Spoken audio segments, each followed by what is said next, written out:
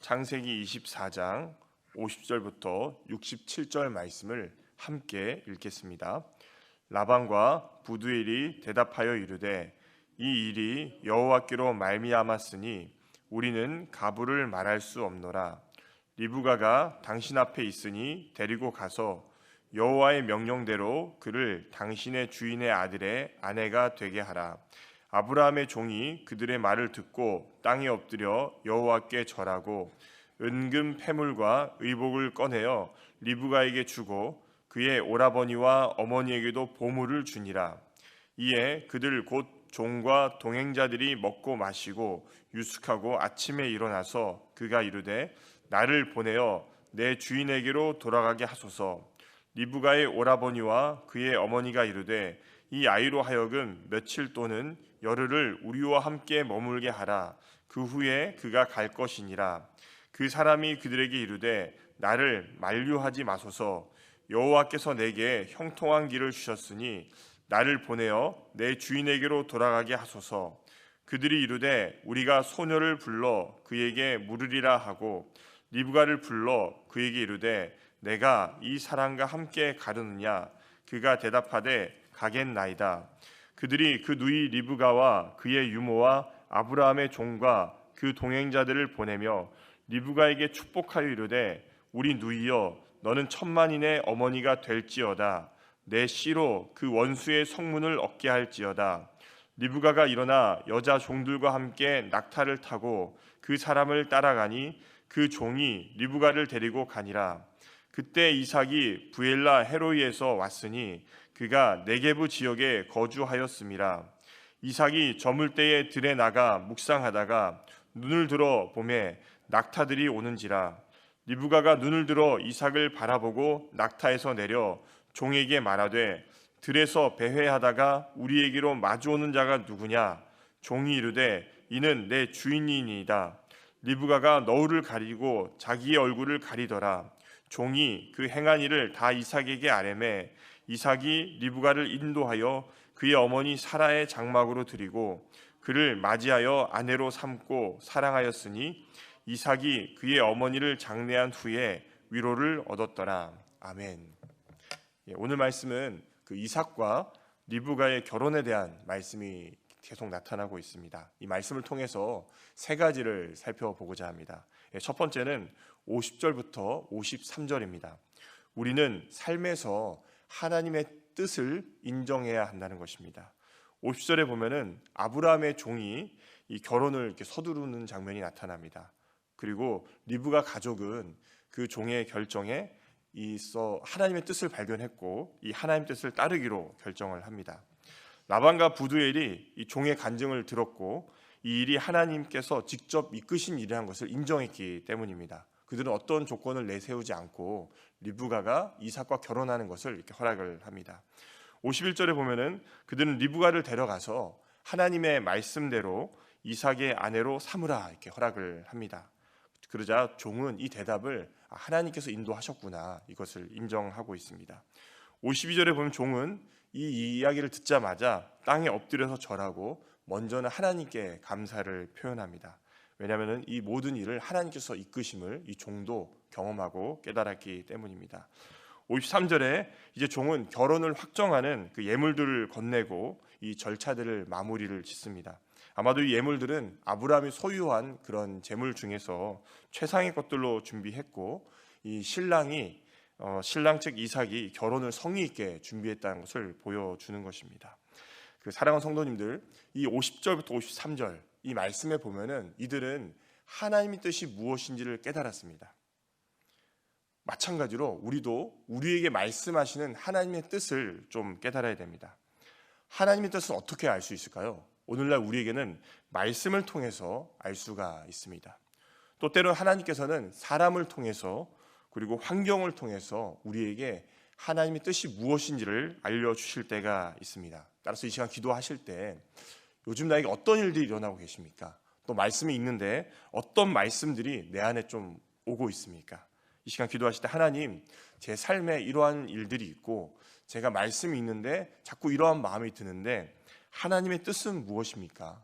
그 뜻을 깨달을 수 있도록 도와주십시오. 이렇게 기도하시면서요, 하나님의 뜻을 깨닫는 그런 성도님 되시기를 바랍니다. 두 번째는 54절부터 61절입니다. 이렇게 하나님의 뜻을 깨달았다면 지체 없이 우리가 순종해야 합니다. 54절부터 56절에 보면은 종은 이 하나님의 뜻, 이 이삭과 리브가가 결혼해야 된다, 이것을 알았을 때에 지체하지 않고 아브라함에게 돌아가려는 그런 모습들이 나타납니다. 먼저 이 이삭과 리브가의 결혼이 확정되었을 때에 이 종은 음식을 먹고 하룻밤을 머뭅니다. 그리고 아침이 되자마자 바로 떠나겠다, 이렇게 얘기합니다. 특별히 56절에 보면은 나를 내 주인에게 보내소서, 이런 표현이 나타납니다. 이것은 이 종의 결의를 이렇게 보여줍니다. 사실 이 종은 이 리브가를 데려갈 때 청하건대 하고 어떻게 부탁을 하면서 말을 해야 됩니다. 그런데 여기 보면은 그런 부탁이 전혀 없습니다. 바로 나를 보내소서, 이렇게 나타나고 있습니다. 이 말은 이 종이 하나님의 뜻을 깨달았고 그것을 알았을 때에 이 주인의 말에 바로 순종해서 가고자 하는 어떤 의지가 나타나고 있는 것입니다. 아마도 라반과 이 리브가의 어머니는 이 말을 들었을 때에 좀 당황했던 것 같습니다. 그래서 이 종에게 뭐라고 하냐, 며칠 또는 열흘을 더 머물다 떠날 수 있도록 해달라, 이렇게 부탁을 합니다. 그러나 종은 지체하지 않습니다. 아니라고, 자신을 붙들지 말라고 하고 자신은 바로 가겠다 얘기를 합니다. 그러면서 이유를 뭐를 드냐, 하나님께서 지금까지 이 모든 과정들을 형통하게 하셨기 때문에 이것은 하나님의 뜻이고 이 뜻을 알았기 때문에 바로 가야 되겠다, 이렇게 말하고 있습니다. 그러자 리브가의 어머니와 또 삼촌은 리브가에게 직접 물어보자, 이렇게 얘기를 합니다. 리브가에게. 그러자 아마도 이 삼촌과 엄마 입장에서는 딸과 시간을 좀 더 보내고 싶었던 것 같습니다. 왜냐하면 만나고 결혼하겠다 하자마자 바로 가니까 아쉬운 마음이 많았지 않는가, 이렇게 돌아보게 됩니다. 그러나 이 리브가에게 물어봤을 때에 그들의 예상을 깨고 리브가는 주저없이 가겠다라고 대답을 하고 있습니다. 아마도 성경에서는 나타나지 않지만은 하나님께서 이 리브가의 마음을 만지셨고 곧장 갈 수 있는 어떤 그런 결심을 하게 하셨지 않는가, 이렇게 생각하게 됩니다. 이렇게 리브가가 결정을 하자 그의 가족들은 리브가에게 유모 드보라와 또 종들을 함께 보내는 그런 장면이 나타납니다. 그리고 60절에 라반과 어머니는 리브가에게 1000만인의 어머니가 될지라, 내 후손이 원수의 성문을 얻을지라, 이렇게 번성과 형통의 축복의 말을 이렇게 전내고, 61절에 보면 리브가는 여종들과 함께 낙타에 나눠 타고 장거리 여정에 이렇게 오르는 장면이 나타납니다. 여기서 보면 일어났다라는 말이 나와요. 일어났다, 61절에. 이 말은 단순히 일어선 동작이 아니라 능동적으로 행동했다는 것을 뜻합니다. 리브가가 능동적으로 이 일에 참여를 했고요. 이것을 통해서 이제 새로운 시대가 여는 것을 말씀에서는 나타내고 있습니다. 그래서 61절 마지막에 종이 리브가를 데리고 가니라, 이 말로 인해서 이 결혼하고 이렇게 이동하는 것들이 마무리가 됩니다. 그래서 이것은 이제 이삭이 아브라함이 이삭의 아내를 취하라, 이 명령에 이 종이 완전하게 순종한 모습을 보여주고 있습니다. 사랑하는 성도님들, 이 종은 하나님의 뜻을 알았을 때에 순종했습니다. 그는 이 하나님의 뜻을 알았고 또 모든 과정들을 통해서 이삭과 리브가가 결혼해야 된다는 이것을 알았을 때에 바로 순종하고 나아간 것입니다. 하나님께서 오늘날에도 우리에게 어떤 하나님의 뜻을 말씀해 주십니다. 그 뜻은 말씀을 통해서 또 사람을 통해서 환경을 통해서 말씀하고 있습니다. 혹시 요즘에 나에게 말씀하시는 하나님의 음성은 어떤 음성이 들리고 계십니까? 혹시 그것을 그냥 듣고서 끝나고 있진 않으십니까? 이 시간 기도하실 때 하나님, 저에게 이 말씀을 계속 하시는데 제가 이 일에 순종하겠습니다. 또 아니면 아직까지 하나님 뜻을 모르고 계시다면 하나님, 혹시 하나님께서 저에게 이것이 하나님 뜻이다 이렇게 말씀하신 것이 있다면 제가 그 뜻을 지체 없이 순종하겠습니다, 이렇게 결심하는 기도를 하시면서 하나님의 뜻을 구하고 또 뜻을 깨달았을 때 지체 없이 순종하시는 그런 성도님 되시기를 바랍니다. 마지막은 62절부터 67절입니다. 이 말씀이 저는 읽으면서 굉장히 은혜가 많이 됐는데요.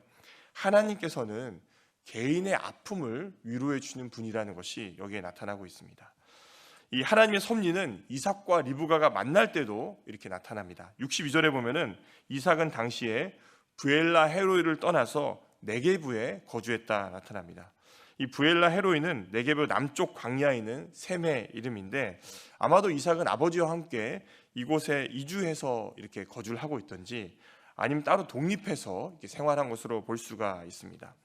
63절에 보면은 날이 저물 무렵 들로 나간 이삭의 모습이 나타납니다. 여기서 묵상하다라는 게 말이 나오는데요. 이것은 여러 해석들이 있지만은 의미는 좀 불확실하다 이렇게 볼 수가 있습니다. 결국 그러나 이 본문에서 말하는 건 뭐냐? 이삭과 리브가의 만남이 이삭이 어떤 예상을 하고 나간 것이 아니라 그가 우연히 나갔고 무심결 고개를 들었을 때에 낙타 행렬이 오고 있으면서 이 장면을 하나님께서 서로 다른 장소에서 출발한 이 사람들이 정확하게 만나는 어떤 하나님의 인도하심, 섭리가 있다, 이것을 말하고 있는 것입니다. 64절에 이번엔 리브가가 눈을 들어서 이삭을 봅니다. 그리고 낙타에서 내립니다. 그런 다음에 종에게 65절에 물어봅니다. 우리를 만나러 들에서 오는 사람이 누구냐 이렇게 묻습니다. 그러자 종은 뭐라고 하냐? 내 주인입니다 라고 대답합니다. 이것은 그동안 아브라함을 내 주인이라고 불렀던 종이 이제는 이삭을 자기 주인으로 이렇게 부르면서 이 이삭이 아브라함의 뒤를 이어갈 자라는 것을 보여주고 있는 것입니다. 이 말을 들은 리브가는 너울로 얼굴을 가립니다. 이것은 그녀가 이삭의 신부될 자임을 알리는 그런 행동입니다. 66절에 이 종은 이삭에게 지금까지 하나님께서 자신에게 어떻게 행하셨는지, 그리고 리브가를 어떻게 데리고 왔는지 이런 모든 것들을 다 전합니다. 그러자 이삭은 종의 말을 들으면서 내가 지금 들에서 이 리브가를 만난 것도 이 모든 과정들이 하나님의 뜻이구나, 하나님께서 인도해 주셨구나, 이것을 아마 깨달았을 것입니다. 67절에 보면 마지막이죠. 여기 보면은 이삭과 리브가의 결혼에 대해서 아주 간단하게 요약이 되어 있습니다. 먼저 이삭이 리브가를 모친의 장막에 드린다는 것, 이것은 리브가가 안주인이 되었다 이런 표현이고요. 또 리브가를 아내로 삼았다는 이 표현은 두 사람이 공식적인 부부가 되었다는 것을 나타냅니다. 특별히 마지막으로 이삭이 리브가를 사랑했다 이런 표현이 나타나는데 이것은 3년 전에 어머니를 잃고, 그러니까 사라를 잃은 거죠. 어머니를 잃고 슬픔과 공허함에 살던 이삭이 깊은 위로를 얻었다는 것을 이렇게 나타냅니다. 사실 제가 이 말씀에서 은혜를 가장 많이 받은 부분은 이 이삭과 리브가의 결혼은 하나님의 큰 그림 안에서 구속사의 성취를 이렇게 의미합니다. 어떤 큰 그림이 있는데, 그런데 하나님께서는 이런 큰 그림만 그리시는 분이 아니라 이 일을 통해서 이삭이 어떻게 합니까? 어머니를 그 아픔, 그 슬픔을 위로해 주신다는 것입니다. 우리 하나님은 이스라엘 전체만 생각하시는 분이 아니라 한 개인도 생각해 주시고 그 한 개인에게 어떤 아픔과 슬픔이 있을 때에 그의 마음을 위로해 주시는 분이 바로 우리 하나님이라는 것입니다. 저는 이 말씀을 듣기 참 많이 은혜가 됐습니다. 따라서 이 시간 기도하실 때 혹시 이 자리에 계신 분들, 또 말씀을 듣는 분 가운데 내 마음속에 어떤 아픔이나 힘든 마음들이 있는 분들이 계시지 않습니까? 우리 하나님은요, 전체도 바라보시지만은 개인도 바라보십니다. 그래서 우리 아픔과 슬픔들을 하나님께 내어놓을 때에 하나님께서는 어떻게 하시냐? 이 이삭을, 그 어머니를 먼저 보낸 다음에 그 슬픔에 있는 이삭을 리브가를 통해서 위로해 주신 것처럼 우리가 기도할 때에 우리의 마음을 위로해 주신다는 것입니다. 전 특별히 기도하실 때에 예수님의 이름으로 한번 기도해 보시기 바랍니다. 예수님의 이름은 능력이 있거든요.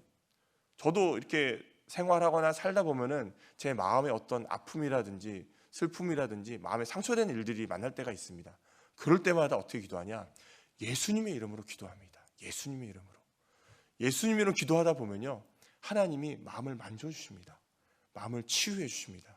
따라서 이 시간 기도하실 때 혹시나 우리 마음 가운데에 어떤 불편했던 마음들, 저는 상처는 어떤 게 상처가 생각되냐면요, 내가 생각했을 때 마음이 막 뒤집어지고 힘든 마음들, 그런 마음들 있지 않습니까? 그런 마음들 있다면요, 우리 하나님 개인의 아픔도 치료해 주시는 분이십니다. 이 시간 기도하실 때에 그런 모든 것들을 내려놓고요, 예수님의 이름으로 한번 기도해 보시기 바랍니다. 예수님의 이름에 능력이 있습니다. 능력이. 그래서 주님께서 반드시 또 치유해 주십니다. 이것을 경험하시는 모든 성도님 되시기를 간절히 소망합니다. 기도하겠습니다. 하나님 아버지 감사합니다. 창세기 말씀을 통해서 은혜 주심을 감사드립니다. 우리가 기도하는 중에 하나님의 뜻을 찾을 수 있도록 도와주시고, 또 하나님의 뜻을 찾았을 때에는 순종할 수 있도록 하나님 우리를 인도하여 주옵소서. 또 전체를 생각하는 것뿐만 아니라 우리 개인을 생각해 주시는 우리 하나님을 바라보게 됩니다. 우리 아픔과 슬픔을 우리 주님께 내려놓을 때에, 예수님의 이름으로 기도할 때에 하나님 우리의 마음을 치유해 주옵시고 우리를 회복시켜 주옵소서. 감사합니다. 예수님 이름으로 기도드립니다. 아멘.